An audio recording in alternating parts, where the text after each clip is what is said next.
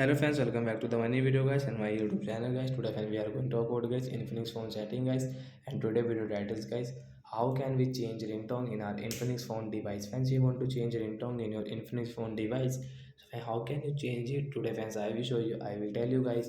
So first of all, go and subscribe the channel guys, click the bell icon and like the video. Friends, now let's see how can we change guys Infinix phone ringtone setting. So guys, open your phone setting guys to change guys your phone ringtone. So friends, we will on search bar and we will search here guys ringtone. So guys, we will search here ringtone. So I wait for a while, and friends, you can see phone ringtone 1 and phone ringtone 2 guys. It's your choice guys which ringtone guys you want to change, 1 and 2. So I want to change guys 1 ringtone. I will tap here get direct guys. I can change guys this my phone ringtone from here. I will click on to, I will change into get this in the park ringtone and OK option. Friends, you can see phone ringtone will change, and friends, I can increase and decrease this volume from here.